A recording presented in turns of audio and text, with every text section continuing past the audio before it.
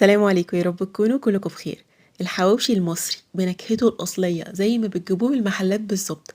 أكلة سهلة سريعة وبتأكل كتير، يعني بأقل كمية لحمة نص كيلو هتعملوا عدد رغيفة كبير جدا، يمكن 12 ل 14 رغيف. ولو الحجم كبير يعني رغيف حجمه كبير ممكن نعمل 8 رغيفة كبار. وزي ما متعودين في كل مرة هنعمل المرة دي الحواوشي بالتشريبة خطيرة، بتديله لون يجنن، هو أصلا لونه هيبقى بيفتح النفس قبل ما يدخل الفرن. هنتكلم كمان عن توليفة البهارات اللي بتدي ريحة وطعم للحواوشي مش هتدوقوه في حتة تانية، وكمان الأسرار اللي بتخلي اللحمة ما تكشش جوه الرغيف. بس قبل ما نبدأ في ده كله ما تنسوش تدوسوا لايك للفيديو وتشتركوا في القناة، ولو انتم على الفيسبوك تعملوا فولو. يلا بسم الله نبدأ.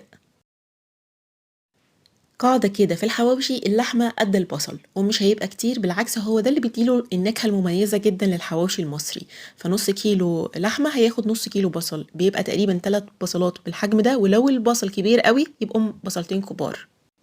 لنص كيلو لحمة باخد تقريبا 100 جرام من الفلفل الأخضر، ميكس كده ما بين الفلفل البارد على الحار، يعني على حسب ما انتوا بقى بتحبوا حار قد ايه. يعني تقريبا 3 قرون فلفل بالحجم ده وقرن شطة، دول 100 جرام. بنقطع بقى الفلفل والبصل الاول تقطيع عشوائي، مش مشكله ان احنا كده كده هنفرمهم في الميكسر. يعني عايزه افرمهم فرم وسط، ما يبقاش ناعم قوي ولا خشن. وطبعا بنتحكم في حجم التقطيع بان احنا بنضرب الكبه ضرب متقطع، لو مفيش كبه بايدينا بنقطع البصل والفلفل للحجم اللي انتوا شايفينه ده. ودي بقى توليفه البهارات اللي هتدي ريحه وطعم خطير للحواوشي.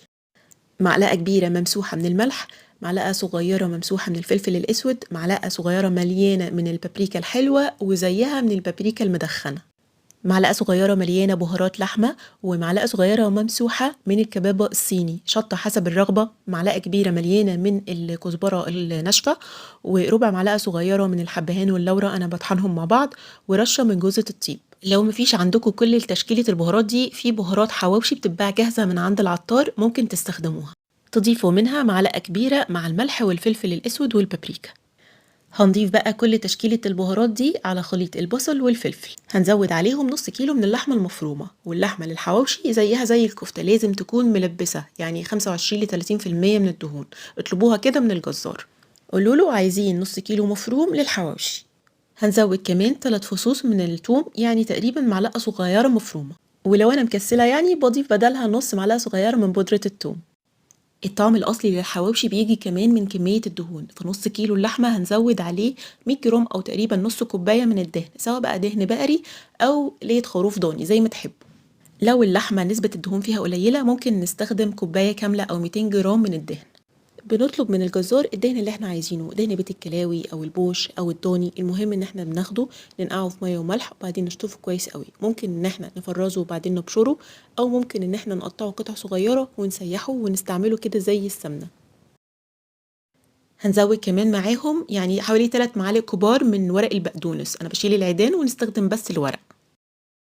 هنزود عليهم معلقة ونص كبيرة مليانة بشكل هرمي من النشا أو الدقيق، وممكن برضو نستخدم مكانهم معلقتين أو 3 من البرغل، أي حاجة في ال3 دول تنفع علشان تمتص السوائل الزيادة في البصل. وآخر حاجة معلقة صغيرة من البيكنج باودر علشان اللحمة ما تكشش، ونضربهم كويس لحد بس ما يتجانسوا، أو ممكن نعجنهم بإيدينا. بفضي بقى العجينة في بولة كبيرة وهزود عليها طماطمايه تكون ناشفة كده كبيرة، بشيل القلب بتاعها واقطعها مكعبات صغيرة، واقوم بقى عجنها بايدي. انا مش بحط الطماطم مع بقية الخضار بحيث يتفرموا في الكبة، لا بحطه في الاخر كده واعجنهم بايدي. يفضل لو نغطيها ونسيبها ترتاح كده قد ساعة ولا حاجة علشان بس النكهات تتداخل مع بعض، واوقات بسيبها في التلاجة ليلة، ممكن اوقات كمان بعمل ضعف الكمية واشيل في الفريزر العجينة بحيث تبقى جاهزة وقت ما احتاج اجيب بس العيش واحشيه. تقدروا تعملوا الحواوشي في اي عيش بيتفتح ويتحشي، يعني ممكن بعيش البيتا او العيش الشامي، بس هو الاصلي العيش البلدي المصري اللي برده. تروحوا الفرن وتطلبوا من الفران عايزين عيش حواوشي، بيبقى صغير كده ولونه فاتح مستوي نص تسوية، وبيبقى فيه لبادة علشان ما ينشفش في الفرن. هو ده شكل عيش الحواوشي الأصلي. بنفتحه كده بالمقص نص فتحة، ونبدأ بقى نحشيه، علشان لو الفتحة صغيرة عن كده ممكن العيش يتقطع، فده بيديني براح ان انا ادخل ايدي بقى واحشي زي ما انا عايزة. قبل ما نحشي بقى الرغيفة بجهز التشريبة اللي بدهن بيها الحواوشي. معلقتين 3 كبار مليانين من السمنة البلدي، وعليهم نص معلقة صغيرة من الملح، معلقة صغيرة من البصل البودرة، ومعلقة صغيرة مليانة من البابريكا، وعليهم نص معلقة صغيرة من صلصة الطماطم، وهزود عليهم كمان رشة فلفل، يعني تقريبا كده ربع معلقة صغيرة. وفي الآخر خالص حوالي ربع كوباية من المية المغلية، بستخدمها سخنة علشان السمنة تفضل كده سايحة ما تجمدش، خصوصا ان احنا في الجو البارد. هنقلبهم كويس وبكده تبقى جاهزة. الخلطة دي بتدي لون حلو جدا وفي نفس الوقت طعم للحواوشي. ودلوقتي هنجهز رغيفة الحواوشي. بفتح الرغيف زي ما قلت لكم بالمقص نص فتحة كده، وبالمعلقة باخد تقريبا كده معلقة ونص كبيرة مليانة من اللحمة. وطبعا لو الرغيف أكبر من كده هياخد كمية لحمة أكتر. اهم حاجة ان احنا نتأكد ان اللحمة اتوزعت كويس جدا في كل الاطراف، خصوصا اللي بتبقى جوه خالص كده في العيش. وعشان اتأكد انه كله بقى مظبوط بضغط بايدي كده علشان احس كويس لو في مكان ما فيهوش لحمة، وكمان علشان اوزع كله يبقى بسوا واحد. مهم انه الطبقة ما تبقاش سميكة، احنا مش بنعمل برجر، ده حواوشي. الطبقة تبقى متوسطة كده، مش رفيعة قوي ولا تخينة قوي. بصوا هو ده سمك الطبقة، يعني بالظبط كده. بعد ما بخلص الرغيف بجيب التشريبة اقلبها كويس علشان اضمن انه السمنة اتوزعت صح، وادهن بقى الرغيف من فوق ومن تحت. بيبقى يعني شكله ولونه يفتح النفس حتى من غير ما يدخل الفرن. نيجي بقى لمرحلة التسوية. بعد ما بنخلص كل الكمية ممكن ان احنا نسويه في طاسة على نار متوسطة، نسخنها الاول كويس قوي، وندهنها حاجة بسيط من المادة الدهنية، واقوم حاطة الرغيف استنى لحد لما يبدأ يتحمر من تحت، واقوم قلباه على الناحية التانية. وبرده ممكن نستخدم غطا نغطي بيه الطاسة اللي بنسوي بيها علشان اضمن ان هو استوى. مش بياخد وقت خالص، يعني 7 دقايق بالكتير قوي بيكون استوى. الطريقة التانية واللي أنا بفضلها منجزة وبتدي تسوية ممتازة، إن بشغل الفرن على درجة حرارة 200 قبل التسوية بحوالي 20 دقيقة. لازم يكون سخن كويس زي ما انتوا شايفين. الصينية اللي هخبز فيها هي كمان سخنة، أنا ماسكاها بسيليكون. وكمان بحط كده معلقة سمنة وادهن بيها الصاج كويس قوي أو الصينية، ولأن هي سخنة انتوا شايفين السمنة بتسيح على طول.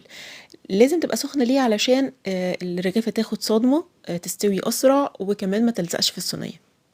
غير كمان انها تدي طعم للحواوشي. هو كل ما نزود المادة الدهنية مع كمية البصل ده اللي بيديني الطعم الأصلي اللي متعودين عليه. طبعا كل 10 دقايق بقوم قلبة الرغيف على الناحية التانية، وأتابعه كل شوية لحد لما يتحمر من فوق ومن تحت باللون اللي انتوا شايفينه ده. الحواوشي في الفرن بيبقى مقرمش اكتر من اللي بيتعمل في الطاسة، بس بصراحة بالنسبة لي بيبقى عملي اكتر لاني بسوي كمية كبيرة في نفس الوقت. لو حابينه يطرى شوية غطوه على طول اول ما يطلع من الفرن. تحفة، لذيذ ويجنن وسهل وكل حاجة. جربوه هيعجبكم جدا، وما تنسوش تدعولي. اشوفكم على خير، سلام عليكم.